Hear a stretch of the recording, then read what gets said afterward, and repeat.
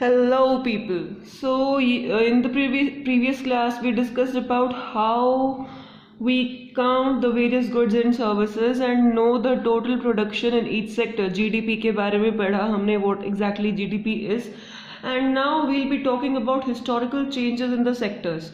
So guys, basically क्या है कि बहुत पहले जब स्टार्टिंग का टाइम था तो इनिशियल स्टेज में, स्टार्टिंग की स्टेज में प्राइमरी सेक्टर जो है हमारा मेनली बेसिकली एग्रीकल्चर सेक्टर जो था वो सबसे इम्पोर्टेंट सेक्टर था इकोनॉमिक एक्टिविटीज के दौर में. लेकिन उसके बाद धीरे धीरे चेंजेस आए. फार्मिंग जो है हमारा जो मेथड है फार्मिंग का वो चेंज होने लगा, एग्रीकल्चर ज़्यादा बेटर होने लगा, ज़्यादा गुड्स प्रोड्यूस होने लग गए. फिर क्या हुआ कि लोगों ने और भी पहले ज़्यादा लोग एग्रीकल्चर करते थे, फिर धीरे धीरे लोगों ने दूसरी चीज़ों में जाना स्टार्ट कर दिया. बहुत सारे लोगों ने दूसरी एक्टिविटीज़ टेकअप करी, लाइक क्राफ्ट्स पर्सन्स, ट्रेडर्स. कोई बाइंग एंड सेलिंग का वर्क करने लग गया, कोई ट्रांसपोर्टर बन गया, कोई एडमिनिस्ट्रेटर बन गया, कोई आर्मी में चला गया. एंड पहले जो है जो इनिशियल स्टेज थी हमारी, मोस्ट ऑफ द गुड्स जो थे वो नेचुरल प्रोडक्ट्स थे जो हमारे प्राइमरी सेक्टर से आते थे, और ज़्यादा पीपल भी प्राइमरी सेक्टर में ही एम्प्लॉयड थे. But now it's not the scene. So now what's there. उसके बाद गाइस क्या हुआ कि काफ़ी लंबे समय के बाद मैन्युफैक्चरिंग जो है वो इंट्रोड्यूस हुआ, उसकी इंट्रोडक्शन हुई, फैक्ट्रीज बनी, फैक्ट्रीज आई हमारी कंट्री में. फार्म्स जो हैं, पहले लोग जो खेतों में काम करा करते उन्होंने जो है फैक्ट्रीज ज्वाइन कर ली, वहाँ एज अ वर्कर काम करने लग गए. फिर उससे अलग क्या हुआ कि people began to use many more goods that were produced in factories at cheap rate. फिर लोग जो है यूज़ भी फैक्ट्री की चीज़ें करने लग गए. Y?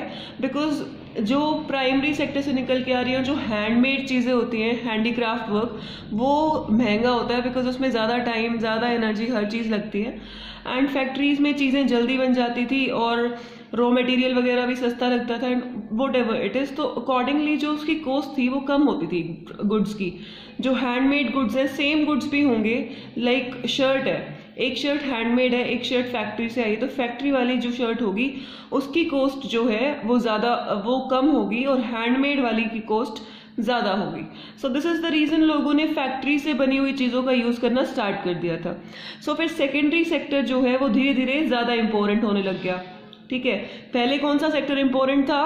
First was primary sector. Now secondary sector became more important. And ये शिफ्ट होने लगी, लोगों की सोच जो है सेकेंडरी सेक्टर की तरफ लोग जाने लगे थे. And this means that importance of sectors had changed. इसका मतलब क्या है कि सेक्टर्स की इंपॉर्टेंस की, पहले प्राइमरी सेक्टर इंपॉर्टेंट था, फिर कौन सा सेक्टर इंपॉर्टेंट हो गया? Secondary sector. So in the past 100 years there has been further shift from secondary to tertiary. और फिर उससे भी अगले 100 सालों की लो तो अब लोग सेकेंडरी से कहाँ पे शिफ्ट हो गए? टर्शरी सेक्टर पे. डेवलप्ड कंट्रीज की बात कर रहे हैं. India is not a developed country.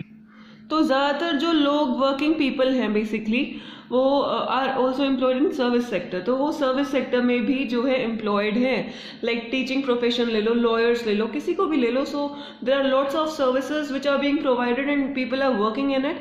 And developed countries कौन सी है हमारी? Like USA, Italy and all that stuff, all those countries, sorry. And India is right now a developing country. It's not a developed country. Now you will be finding out the difference between developed, developing and underdeveloped countries. And please mention them in the comment section given below. I'll be checking that out. Please write it down. Alright, so what is the total production and employment in 3 sectors in India? अब total production and employment क्या है 3 sectors में? What is it? और उससे अलग क्या बोला हुआ है कि बहुत सारे सालों से अगर तुम देखते आ रहे हो तो क्या चेंजेस देख रहे हैं हम लोग कि हम लोग कौन सा पैटर्न फॉलो कर रहे हैं जो डेवलप्ड कंट्रीज फॉलो कर रहे हैं. तो क्या हम वहाँ पे मूव कर रहे हैं, डेवलप्ड कंट्रीज वाला पैटर्न फॉलो कर रहे हैं? This is a question. Alright, and we shall see in the next section. तो हम इन क्वेश्चंस को कंसीडर करेंगे, आगे देखेंगे what is it exactly in our next page actually. So I hope you have got what I have told you till now. अब देखो तुम्हें यहाँ पे ग्राफ नज़र आ रहा है, तो इसमें क्या शो किया हुआ है? 1970 से 71, 2010 से 11, ये ईयर्स हैं हमारे. और इस साइड जो है हमारे क्या है? रुपीज़ हैं. सो जो हमारा ये वाला कलर है that is tertiary, yellow is secondary and green is primary.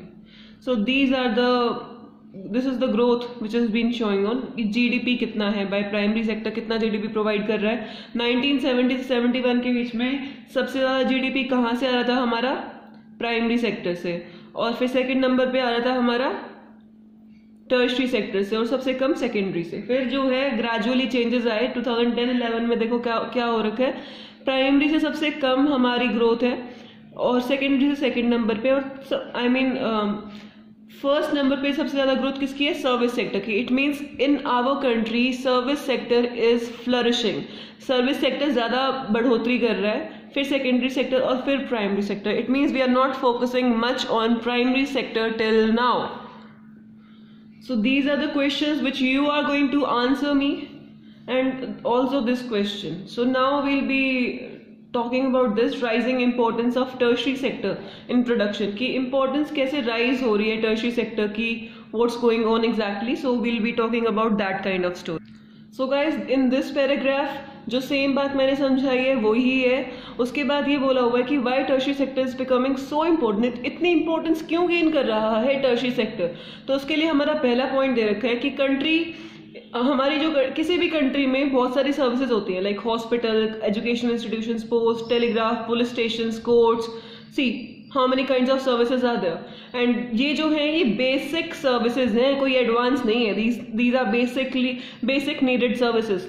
तो in a developing country government जो है उसको रिस्पॉन्सिबिलिटी लेनी पड़ती है इन सर्विसेज को प्रोवाइड करने के लिए। सेकेंड, तो इसकी वजह से गवर्नमेंट को एम्प्लॉय करने पड़ते हैं बहुत सारे लोग। This is the reason somewhere our tertiary sector is improving. उससे अलग गाइस सेकंड पॉइंट ये है हमारा कि जो डेवलपमेंट है एग्रीकल्चर का और इंडस्ट्री का, उसकी वजह से भी सर्विसेज सेक्टर इंक्रीज हो रहा है, बिकॉज प्रोडक्ट्स बनते हैं। अब प्रोडक्ट्स बनेंगे तो उनको बेचने के लिए जो वर्क होता है, transportation, communication, storage and everything like that is basically part of tertiary sector. So greater the development, जितनी ज़्यादा हम डेवलपमेंट करेंगे प्राइमरी और सेकेंडरी में, उतनी ही डेवलपमेंट, उससे ज़्यादा डेवलपमेंट ऑब्वियसली फिर सर्विसेज सेक्टर में होगी, क्योंकि इसका और इसका मिला के इसमें जाएगा ना। So obviously it will increase.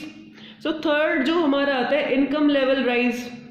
तो इनकम लेवल राइज क्या है, अब होता क्या है कि बहुत सारे लोग क्या डिमांड करते हैं कि हमें बाहर रेस्टोरेंट्स की सर्विसेज प्रोवाइड करनी चाहिए, टूरिज्म की, ट्रैवलिंग की, shopping, private hospitals, private schools, ये सब चीज़ें लोग डिमांड कर रहे हैं। And you can see this change quite sharply in cities, specially in big cities. तो तुम ये चेंज बहुत ही ईजिली ऑब्जर्व कर सकते हो बड़ी बड़ी सिटीज़ में। उससे अलग गाइज जो एक और पॉइंट है, फोर्थ पॉइंट हमारा, दैट इज आईटी की वजह से, कि रिसेंट टाइम में आईटी ने अपनी इंपॉर्टेंस बहुत ज़्यादा गेन कर ली है। बहुत सारी सर्विसेज इसकी वजह से भी निकल के आई हैं, कंप्यूटर रिलेटेड सर्विसेज जो हैं। तो चैप्टर 4 में हम बहुत सारे एग्जांपल्स देखेंगे कि आईटी सेक्टर कैसे डेवलप हो रहा है, न्यू सर्विसेज कैसे बन रही है, कैसे एक्सपेंशन हो रहा है। So we will be talking about all this in chapter number 4, and I'll be continuing with the class in next lecture. So till then, take care, bye bye, and fight COVID-19 by social distancing.